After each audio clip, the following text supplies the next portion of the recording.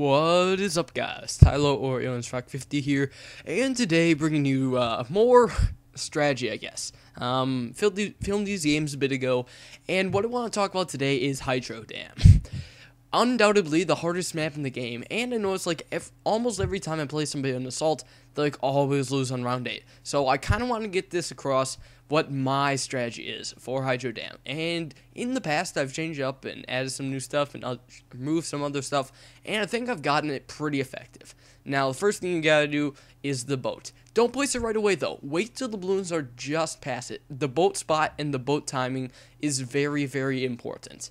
I'll end up going in detail for that later. So basically just the boat alternate between first and last, let a couple balloons go by, so the round is stalled to its maximum extent, and get a 0-0 cannon on close. So the idea here is 0-0 cannon will pop the majority of balloons, and the boats will clean up.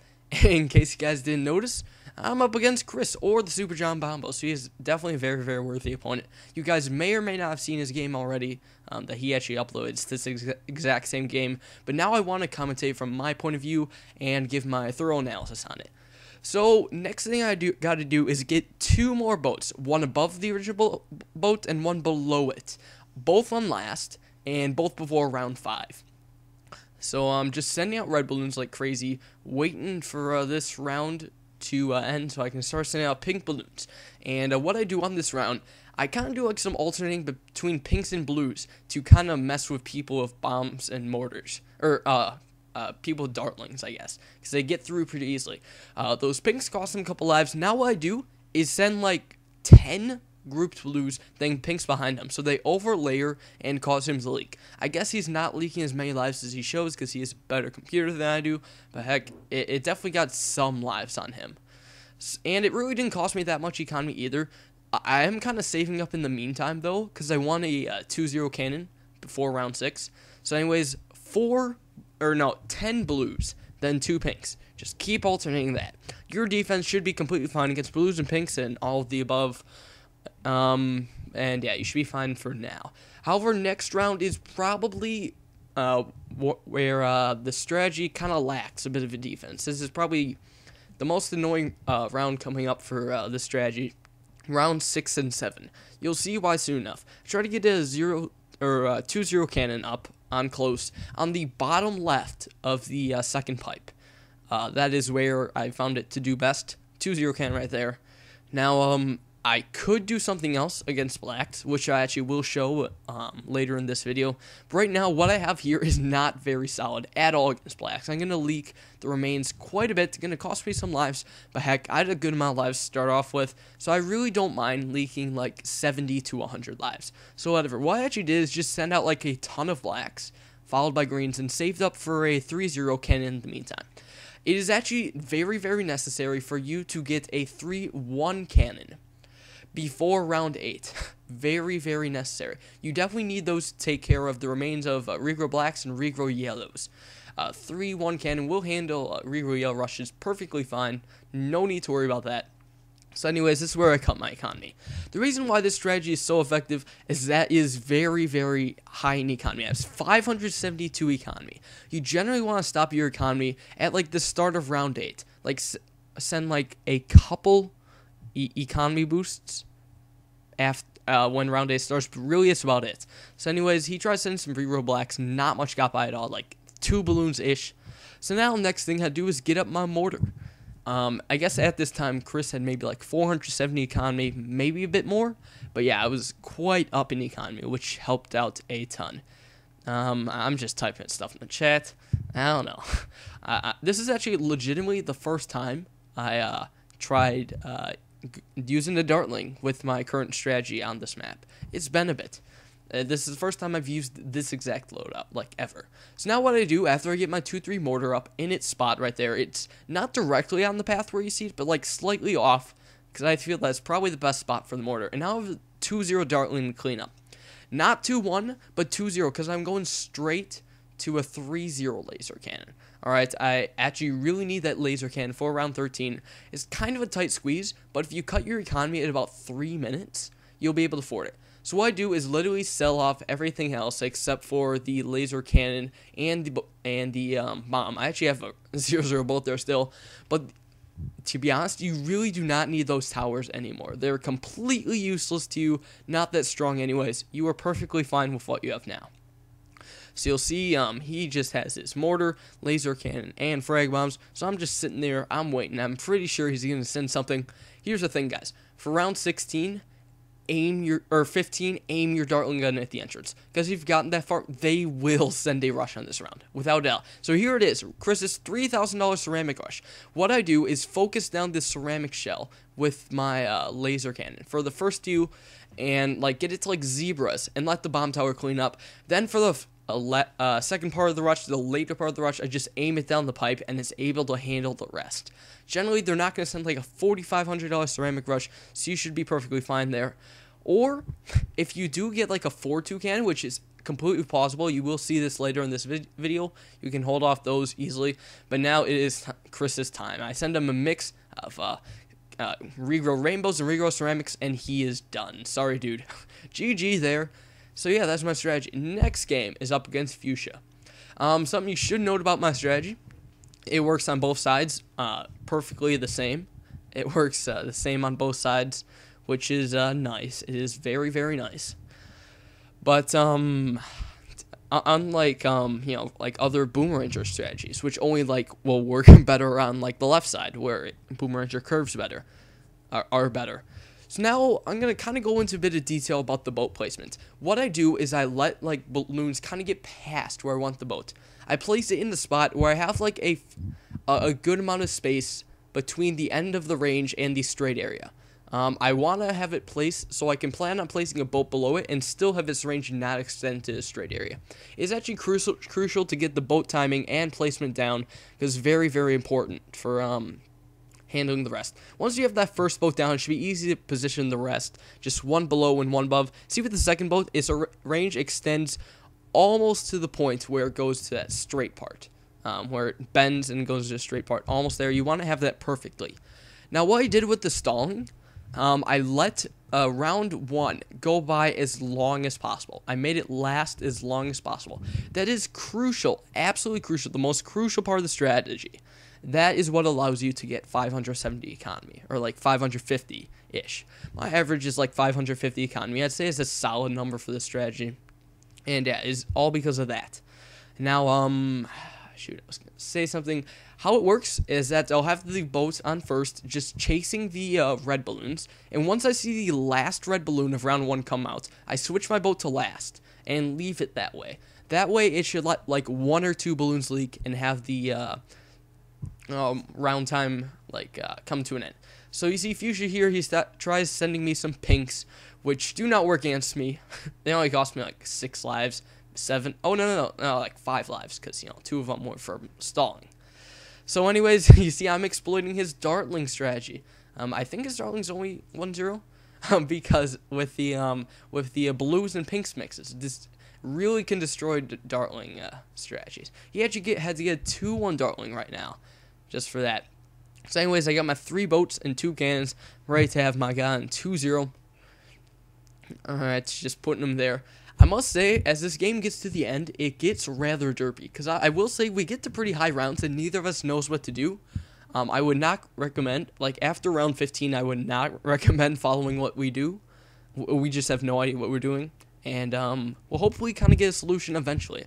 So now you see for round 6, I'm mixing some blacks and greens again. Trying to get the most out of my economy and stuff. Just sending out like a good variety of balloons. Trying to screw him up best to my ability. But in the same meantime, saving up for a 3-1 cannon. So I do want to get a good amount of blacks in there. Because when he does send blacks, it does cause me to leak quite a few lives. My bomb will whiff a good amount. I don't know if it's just because I have a laggy computer or if it's because it's far from the path. But it's probably a good idea to get 3-0 cannon or 3-1 pretty soon. I'm thinking I got a bit too much ego, but in reality, I only got 2 more ego in the last game. The magic number, or not the magic number, like the magic time for me, is about 3 minutes.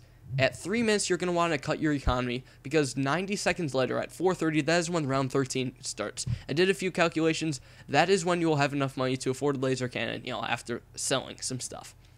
So anyways, I get that. Got my economy at 3 minutes, and I'm getting my Dartling right now. I actually get my Dartling exceptionally early this game. I think Fuchsia does some stalling. I actually am able to, well, I guess you'll see. I'm not going to spoil anything. I'm not going to spoil anything at all. So anyways, yeah, we're just playing with what's censored right now. We don't understand this, why they have the censor stuff. But yeah, he had some pretty good stalling there. He made the round last quite some time. If you're like good with Dartling guns, like try to have them so like you can make the round last as long as possible. I mean, it's definitely a really good idea. Definitely. Whatever. So enough money is for laser. I barely afford my Dartling laser cannon by round 12. This is earlier than usual. I would not expect for that to happen every single game. Definitely not. So anyways, sending Campbell that's like a total asshat. So I have to get my Dartling gun up to 3-2. Actually, yeah, I'm actually able to afford a 3-2 Dartling gun around 13 as opposed to 3-0. This is actually a bit abnormal, but yeah, now he's realizing my strategy is far more economic than what he was doing. Had at least a good like extra 80 economy. I didn't see how much he had, but now what I do before round 15 is get a 4-2 cannon. That is, as well as the laser cannon, will be very sufficient in handling the ceramics that come. It's tempting me to rush me, but I bet he just has a bunch of money, is ready to save up. But yeah, we each get our 4-2 cannons. We're pretty much set up to round 18 for Moabs. At this point, we're just sitting here. We're just herping the derp because we have no idea what we're doing at all. After this point in the strategy, I would not recommend following what we do. We both do some kind of derpy stuff, especially me. I just really derp out. I said derp a lot, meh. But yeah, I did a lot of goofing, let's just say. So I'm just kind of saving up. I'm not bothering with any economy right now because I'm not quite sure what kind of defenses I'll need for late game. But what I do is I actually get actually, this isn't a bad idea here. You can actually fit 2 cannons on the second tunnel. I get 2, 3, or I get another 3-0 just in case like he fast cooldown rigorous ceramic rushes me. I can get another 4-2 cannon, which actually help out a lot. That is like the only purpose of that, but it didn't really come into play much at all. The ending of this game is actually pretty interesting. You will enjoy it for sure. It comes down to the wire. He's actually lagging a little bit, unfortunately. Poor Fuchsia. He's definitely a worthy opponent, though, able to kind of mock what I had there. So I have like $6,000. I literally could do anything right now, but I'm just too scared to. I just send a single Moab just to see if he can hold it off. He gets a single Moab, and I guess that in combination with the laser cannon is good enough to hold that guy off. Not bad. Not bad at all, really. So yeah, I guess he held it off without even leaking either. It may have appeared for him to leak, but in reality, he was not leaking. Trust me. It's just that it's not really lag necessarily. It's just like a ping difference, really. I don't feel like explaining the Dartling guns and how what happens with those. Don't feel like it. So round 20, this is where it all ends. He sends me, wait for it, a couple fast cooldown Moabs. Oh boy. Bye-bye, Tyler. I actually tried sending him a BFB. Terrible, terrible idea. And I'm literally just screwed right there. But wait, watch his lives. He drops from 21 to 1 lives and manages to beat me with 1 life. Lucky trucker. Anyways, that was a GG right there. Intense, for sure. I do like getting late game on Hydro. It was fun. But, yeah, I'm going to probably figure out what exactly I should do in the near future. I'm not sure exactly what I want to do yet. I don't know. Anything is possible. So anyways, for this final game, third and final games up against Ray GN 550. Saw him in the last video. He's here again. This was actually a quick battle, so I managed to find him twice. This is a total goof. This video is going to show exactly why stalling on the first round is so important. You see, I right click, screwing myself up, and I end up placing the boats on accident. I'm like, crap. So you'll notice the round is going to end at like 14 seconds as opposed to 21. That is huge, because with that, I'm going to have so much less economy throughout the entire game. I tried to keep to the same idea, though. Cut my economy at around 8, but you'll see, I'm just going to have, like, no money for the entire game. I kind of got lucky. The other purpose of this is to show what I do against rainbow regrow rushes. I mean, I guess it's kind of obvious. I mean, you know, I don't quick buy anything, but you'll see how I kind of micro it. Remember, like in the game against Chris Super John Bombo, I had to micro against the ceramics a bit. It took some good Dartling gun aiming. I had to focus down the shell and have the 3-2 can take care of the rest. That is basically what I do against rainbow regrow rushes, except with a 3-0 Dartling, because well, that is obviously cheaper, and that's really all I can afford. So you can see round 4, I don't even have 3 boats yet. I can't afford it right away, and I end up leaking some lives because of that. He has 4 boats total and a random ice tower. I'm not quite sure what he's doing. I guess he's just trying something new. So if I'm going to take a drink of water, this is stressful-ish.